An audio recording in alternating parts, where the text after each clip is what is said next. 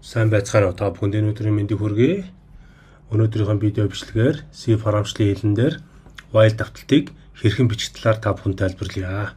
За манай ProEasy активын сувг маань техник технологийн чиглэлээр үйл ажиллагаа явуулдаг байгууллагуудтай хамтран ажиллах бэлэн байгаа.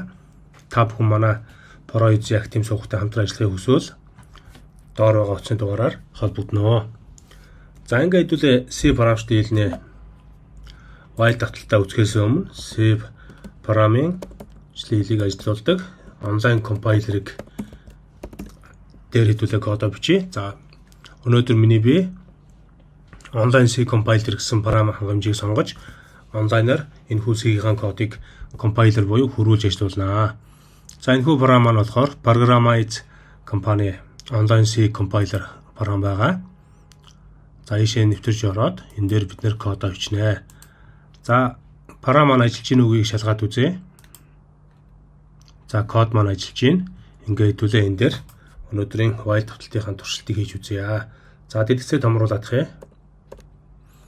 За while давталт маань болохоор нэг онцлогтой байгаа.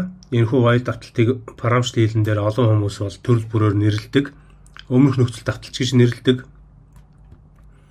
Тодорхой нөхцөлийг одоо нөхцөл нь тодорхой биш үед давтах давталтч гэж нэрлэдэг. Тэгэхээр олон төрлөөр нэрлэдэг.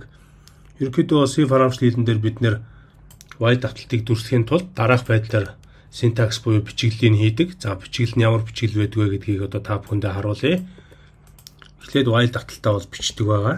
While гэд бичээд дэлгүүрүүгээ бичсний дараа бөөрнгийн алтан дотор нөхцөлийг тавьж өгдөг одоо condition буюу нөхцөлийг. За үүнийхэн дараа while давталтын маань гой буюу угалзаа алтан дотор while давталтынхаа үндсэн алхмыг одоо бичиж өгдөг байгаа. Бас үндсэн алхам буюу одоо энэхүү алхам дотор нь одоо юу гэдгийг step гэсэн утгыг бол бичиж өгнө. За дээрэс нь болохоор while давталт маань энэ нөхцлөөс гадна эхлэх утга гэж байх ёстой. За тэрийг start гэж нэрлэжээ. За эхлэх утга байх ёстой. Ингээд нэгсдээ while давталт маань эхлэх утга одоо нөхцөл буюу одоо stop буюу одоо тэгээ дуусах нөхцөл. За тэгээ step гэсэн юм гурван зүйлсээс while давталт маань бүрднэ.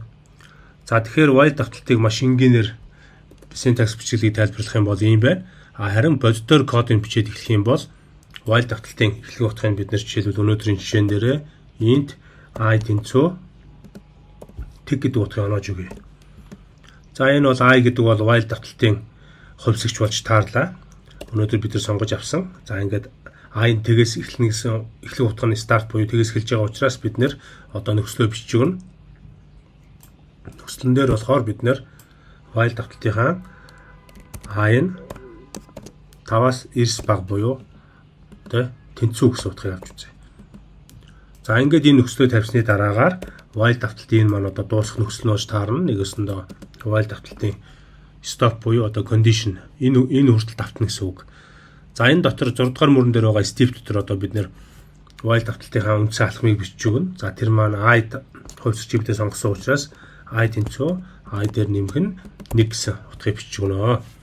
За энэ дээрээс нэг зүйл ажиллах юм бол while давталт маань эхлэх утга буюу start утга нь I тэнцүү тэг. Харин давталтын нөхцөл буюу condition тавьж өгтөө дуусгах нөхцөл буюу одоо condition тавьж өгтөө while гэдэг хөрвний арт бөөрнгийн алтан дотор нөхцлөө тавьж өгнө. I-ын 5-аас 9 баг буюу тэнцүү.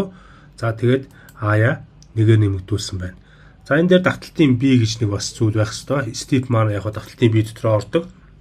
За энэ дээр өнөөдрийн жишээн дээр printf дэлгүүрүүгээр while-ийн утгыг давталтын үндсэн хувьсгчийн I утгыг хэвлэж өгье.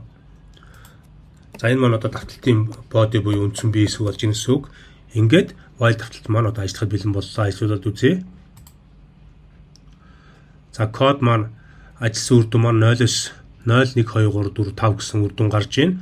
5 хүртэл утга өөр орох ёстой учраас за харин мөр унгааж хевлэе гэвэл хувь n гэж бичиж өгөх юм бол нэг мөрийн зайтайгаар энэхүү тоон дарааллыг хэвлэнэ гэсэн үг.